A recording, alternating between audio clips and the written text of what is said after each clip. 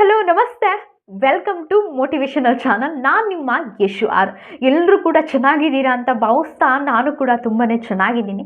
ಸ್ನೇಹಿತರೆ, ಇತ್ತೀಚಿನ ದಿನಗಳಲ್ಲಿ ಈ ಆ್ಯಂಗ್ಸೈಟಿ, ಈ ಕೋಪ ಆ್ಯಂಡ್ ಈ ಒಂದು ಡಿಪ್ರೆಷನ್ ಅಂದು ತುಂಬ ವೇಗವಾಗಿ ಹೋಗ್ತಾ ಇದೆ.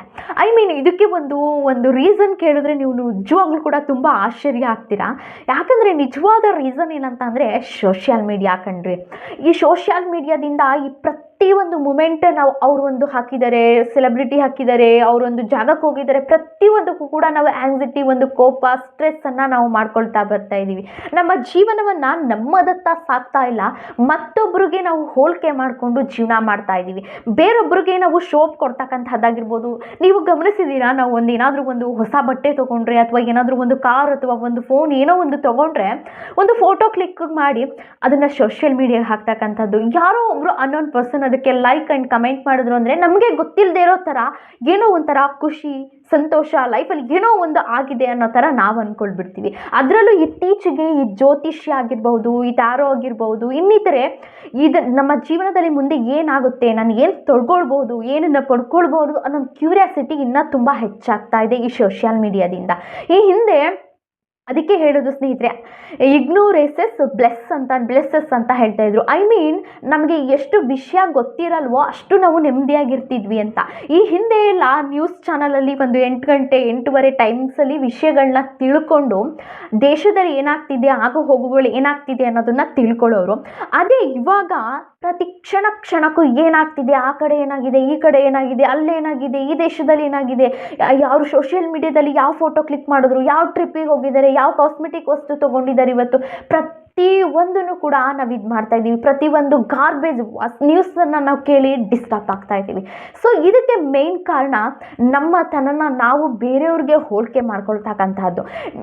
ಇಂತಹ ಒಂದೊಳ್ಳೆ ನೇಚರ್ನ ಕೊಟ್ಟಿದ್ದಾನೆ ಭಗವಂತ. ಕಣ್ಣು, ಕಿವಿ, ಮೂಗು, ನಮಗೆ ಬದುಕ್ತಕ್ಕಂಥ ಒಂದು ಶಕ್ತಿ, ಒಂದು ಒಳ್ಳೆ ಗಿಡ, ಮರ, ನೇಚರ್, ನಮಗೆ ದುಡ್ಕೊಂಡು ತಿಂತಕ್ಕಂತಹ ಒಂದು ನಾಲೆಡ್ಜ್, ಒಂದು ಅಟ್ರಾಕ್ಟಿವ್ ಒಂದು ಆ್ಯಟಿಟ್ಯೂಡ್, ಇಷ್ಟೆಲ್ಲ ಕೊಟ್ಟಂತಹ ಭಗವಂತನಿಗೆ ಒಂದು ತೃಪ್ತಿ ತಾಸ ಹೇಳೋದನ್ನು ಬಿಟ್ಟು ನನಗೆ ಆ ವಸ್ತುವನ್ನು ತಗೊಳ್ಳಿಕ್ಕೆ ಆಗಲಿಲ್ಲ, ಅವು ಮನೆಗೆ ತಗೊಂಡ್ರು, ನನ್ನ ಕಾರ್ ತಗೊಳ್ಳಿಕ್ಕಾಗಲ್ಲ, ನನ್ನ ಬದುಕು ಇಲ್ಲೇ ಇದೆ, ಸುಮ್ಮನೆ ನನ್ನ ಬದುಕನ್ನು ಎಷ್ಟಕ್ಕಿದೆಯೋ ಅಷ್ಟಕ್ಕೆ ಸೀಮಿತ ಪಡ್ಕೊಂಡು ನನ್ನ ಲೈಫ್ ಕಡೆ ನಾನು ಹೆಚ್ಚಾಗಿ ನಾನು ನೆಮ್ಮದಿ ಕಾಣಬೇಕು ಅನ್ನೋರೇ ತುಂಬಾ ಕಡಿಮೆ ಆಗಿಬಿಟ್ಟಿದೆ. ಸೊ ನನಗೆ ಇನ್ನೂ 25,000ದಲ್ಲೇ ಇದ್ದೀನಿ, ಇನ್ನೂ 10,000ದಲ್ಲೇ ಇದ್ದೀನಿ, ನಾನು ಎಷ್ಟು ದುಡಿದ್ರೂ ದುಡಿಯೋಕ್ಕಾಗ್ತಿಲ್ಲ. ಈ ಒಂದು ಮೆಂಟಾಲಿಟಿನಲ್ಲಿ ಲೈಫ್ನೇ ಒಂದು ಅತಿ ಹೆಚ್ಚಾಗಿ ಒಂದು 35-40 ವರ್ಷಕ್ಕೆ ಆ ಕಾಯಿಲೆ ಈ ಕಾಯಿಲೆ ಬಂತು ಅಂತ ಹೆಚ್ಚು ಸಾಯೋರೇ ಆಗಿದ್ದಾರೆ ಹೊರತು ಲೈಫಲ್ಲಿ ನಾನು ಅತ್ಯುತ್ತಮವಾಗಿ ಲೈಫ್ ಲೀಡ್ ಮಾಡ್ತಿದ್ದೀನಿ, ಭಗವಂತ ನನಗಿಷ್ಟು ಕೊಟ್ಟಿದ್ದೇನಪ್ಪ, ತೃಪ್ತಿ ಪಡ್ತಿದ್ದೀನಿ ಅನ್ನೋರು ತುಂಬಾ ಕಡಿಮೆ ಆಗ್ತಿದ್ದಾರೆ. ಯಾಕಂದರೆ ಭಗವಂತ ಕೊಟ್ಟಿರ್ತಕ್ಕಂತಹ ಬದುಕು ಒಂದು ಜನ್ಮ. ಆ ಜನ್ಮದಲ್ಲಿ ನಾವು ಎಷ್ಟು ಏನನ್ನ ಅತ್ಯುತ್ತಮವಾದ ಒಳ್ಳೆ ಕೆಲಸವನ್ನು ಮಾಡ್ತೀವೋ ಅದು ಮಾತ್ರ ಉಳ್ಕೊಡುತ್ತೆ.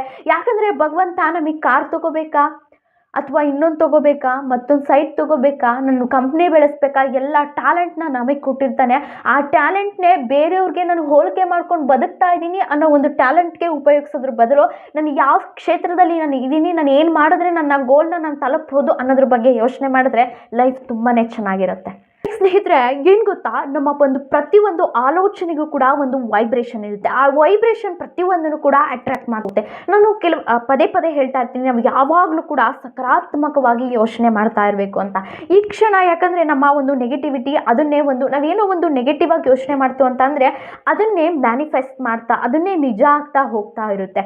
ಸೊ ಇವಾಗ ಗೊತ್ತಿರುತ್ತಾ, ಇವಾಗ ನಾನು ನಿಮ್ಮ ಜೊತೆ ಮಾತಾಡ್ತಾ ಇದ್ದೀನಿ, ಇವಾಗ ನಿಮ್ಗೊಂದು ವಿಡಿಯೋ ಮಾಡಿ ಹಾಕ್ತಾ ಇದ್ದೀನಿ, ಇನ್ನು 10 ನಿಮಿಷಕ್ಕೆ ನನಗೆ ಏನಾಗುತ್ತೋ ಗೊತ್ತಾ? ಸೊ ಗೊತ್ತಿಲ್ಲ.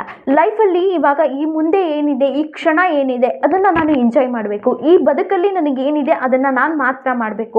ಗೊತ್ತಿತ್ತಾ ನಿಮಗೆ, ದೊಡ್ಡ ಆಸ್ಟ್ರಾಲಜಿ ಆಗಿರ್ಬೋದು, ಯಾರೇ ಆಗಿರ್ಬೋದು, ಈ ರೀತಿ ಒಂದು ಕೊರೋನಾ ಬಂದು ಈ ರೀತಿ ಬದುಕನ್ನೇ ಒಂದು ಜಗತ್ತನ್ನೇ ನಡಗಿಸುತ್ತೆ ಅಂತ ಯಾರಿಗಾದರೂ ಗೊತ್ತಿರುತ್ತಾ? ಹಾಗೆ ಈಗ ಏನೋ ಒಂದು ಸುನಾಮಿ ಆಗುತ್ತೆ, ಏನೋ ಒಂದು ಭೂಕಂಪ ಆಗುತ್ತೆ, ಈ ರೀತಿ ಆಗಿ ಬದುಕನ್ನೇ ಏನೋ ಒಂಥರ ವಿಸ್ಮಯ ಮಾಡುತ್ತೆ ಅನ್ನೋದು ಗೊತ್ತಿರುತ್ತಾ? ಗೊತ್ತಿಲ್ಲ. ಹಾಗೆ ಯಾವಾಗಲೂ ಒಂದು ನಕಾರಾತ್ಮಕವಾಗಿ ಯೋಚನೆ ಮಾಡೋದನ್ನು ಬಿಟ್ಟು ಒಂದು ಸಕಾರಾತ್ಮಕವಾಗಿ ಯೋಚನೆ ಮಾಡೋದ್ರಿಂದ ನಮ್ಮ ಬದುಕು ಈ ಕ್ಷಣದ ಏನು ನಡೀತಾ ಇದೆ, ಏನು ಆಗು ಹೋಗುಗಳಾಗ್ತಿದ್ದಾವೆ ಇದನ್ನು ಎಂಜಾಯ್ಮೆಂಟ್ ಮಾಡೋಣ. ಸೊ ಈ ಒಂದು ಬದುಕಿದೆ ನಂದು, ನನಗೆ ಆ ಫೋಟೋ ಹಾಕಿದ್ರು, ಕ್ಲಿಕ್ ಮಾಡಿದ್ರು, ಏನೋ ಒಂದು ಗಂಡ ಹೆಂಡತಿ ಅಥವಾ ಏನೋ ಒಂದು ರಿಲೇಷನ್ಶಿಪ್ಪಲ್ಲಿ ಒಂದು ಫೋಟೋನ ಹಾಕಿರ್ತಾರೆ. ಅವ್ರಿಗೆ ಒಂದು ರಿಯಾಲಿಟಿ ಅವ್ರ ಲೈಫಲ್ಲಿ ಏನೇನಿದೆ ಅನ್ನೋದು ನಮಗೆ ಗೊತ್ತಿರಲ್ಲ, ಅವ್ರಿಗೆ ಮಾತ್ರ ಗೊತ್ತಿರುತ್ತೆ. ಅದಕ್ಕೆ ನಾವು ಡಿಸೈಡ್ ಆಗಿಬಿಟ್ಟು ಲೈಫಲ್ಲಿ ಆಗಿದ್ದಾರೆ ಹೀಗಿದ್ದಾರೆ ನಮಗೆ ನಾವೇ ಏನೋ ಓವರ್ ಥಿಂಕ್ ಮಾಡಿಕೊಂಡು ಲೈಫ್ನ ಅನ್ಎಕ್ಸ್ಪೆಕ್ಟೆಡ್ ಆಗಿ ಯಾವುದೋ ಒಂದು ರೀತಿಯಲ್ಲಿ ಹಾಳು ಮಾಡ್ಕೊಳ್ತಾ ಇದ್ದೀವಿ.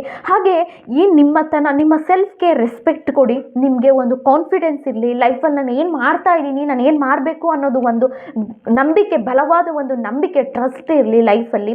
ಎಲ್ಲರನ್ನ ಪ್ರೀತಿಸಿ, ಸಾಧ್ಯ ಆದರೆ 4 ಜನಕ್ಕೆ ಸಹಾಯ ಮಾಡಿ. ಆ ಸಹಾಯ ಯಾಕಂದರೆ ಹಿಂದೆ ಆಗಿದ್ದು ಮುಗ್ದೋಗಿದ್ದು ಮತ್ತೆ ಮರುಕಳಿಸಿ ಬರಲ್ಲ ಅಲ್ವಾ? ಹಾಗಾಗಿ ಬದುಕಲ್ಲಿ ನಾವು ಇವಾಗ ಏನು ನಡೀತಾ ಇದ್ದೀವಿ, ಏನು ನಡೆಸ್ಕೊಂಡು ಹೋಗ್ತಾ ಇದ್ದೀವಿ ಅನ್ನೋದ್ರ ಮೇಲೆ ಡಿಪೆಂಡ್ ಆಗುತ್ತೆ. ಫಸ್ಟು ಈ ನೆಗೆಟಿವಿಟಿನ ತೆಗೆದುಹಾಕಿ.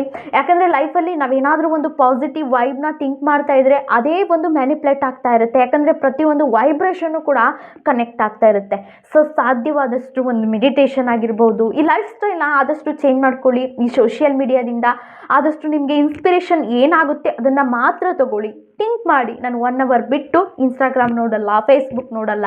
ಇಂತಹ ವೀಡಿಯೋಸ್ ನಿಮ್ಮ ಲೈಫ್ ಪರ್ಪೋಸ್ಗೆ ಯಾವುದೇದು ವಿಷಯಗಳು ಕಲೆಕ್ಟ್ ಆಗ್ತಿದ್ದಾವೆ ಅಂತಹ ವಿಷಯಗಳನ್ನ ಈ ಟೈಮಿಂಗ್ಸನ್ನು ನಾನು ಕ್ಯಾಪ್ಚರ್ ಮಾಡ್ಕೊಳ್ತೀನಿ, ಇಂಥ ವಿಷಯಗಳನ್ನ ನಾನು ಕಲೆಕ್ಟ್ ಮಾಡ್ಕೊಳ್ತೀನಿ ಅಂತ ನಿಮಗೆ ನೀವೇ ಒಂದು ಟೈಮ್ ಹಾಕ್ಕೊಳ್ಳಿ. ನಿಮಗೆ ನೀವೇ ಒಂದು ಫಿಕ್ಸ್ ಆಗಿ ಲೈಫ್ ಆರಾಮ್ಸೆ ಯಾವುದೇ ರೀತಿ ನಿಮ್ಮನ್ನು ನೀವು ಫಸ್ಟ್ ಪ್ರೀತಿಸಿ. ಯಾರು ಆಗಲ್ಲ ಕಣ್ರಿ ಲೈಫಲ್ಲಿ. ನಿಮ್ಮ ಹತ್ರ ಇದ್ದರೆ ಎಲ್ಲರೂ ಬರ್ತಾರೆ. ಫಸ್ಟು ಈ ಟ್ರೆಸ್ಟಿಂದ, ಈ ಒಂದು ಒಳ್ಳೆ ಡಿಪ್ರೆಷನ್ನಿಂದ ಹೊರಗಡೆ ಬನ್ನಿ, ಮೆಡಿಟೇಷನ್ ಮಾಡಿ. ಸಾಧ್ಯವಾದಷ್ಟು ಒಳಗಡೆ ಖುಷಿಯಿಂದ ಇರೋದಕ್ಕೆ ಪ್ರಯತ್ನ ಪಡಿ. ಯಾಕಂದರೆ ಏನೋ ನಾನು ಒಂದು ಕಳ್ತನ ಮಾಡ್ತಾ ಇದ್ದೀನಿ ಅಂತ ಅಂದರೆ ಅದು ಕಳ್ತನ ಅಂತ ಗೊತ್ತಿರುತ್ತೆ. ಯಾರೋ ಒಬ್ಬನಿಗೆ ಕಷ್ಟದಲ್ಲಿರೋರಿಗೆ ಸಹಾಯ ಮಾಡಿದ್ದೀನಿ ಅಂತ ಅಂದರೆ ಆ ಸಹಾಯ ನನ್ನಲ್ಲಿ ಏನೋ ಒಂದು ಖುಷಿನ ಕೊಡುತ್ತೆ. ಸೊ ಈ ರೀತಿ ಬದುಕು ತುಂಬಾ ಚೆನ್ನಾಗಿರುತ್ತೆ. ನೆಮ್ಮದಿಯಿಂದ ಇರೋಣ ಇದ್ದಷ್ಟು ದಿನ ಅಂತ ಹೇಳ್ತಾ, ಈ ಎಪಿಸೋಡ್ ನಿಮಗೆ ಇಷ್ಟ ಆಗಿದ್ರೆ ದಯವಿಟ್ಟು ಒಂದು like and comment and share ಮಾಡಿ, ಸಬ್ಸ್ಕ್ರೈಬ್ ಮಾಡ್ಕೊಂಡು ವಿಡಿಯೋ ನೋಡಿ ಅಂತ ಹೇಳ್ತಾ ನೆಕ್ಸ್ಟ್ ಎಪಿಸೋಡಲ್ಲಿ ಸಿಗ್ತೀನಿ. ಅಲ್ಲಿವರೆಗೂ ನಮಸ್ತೆ.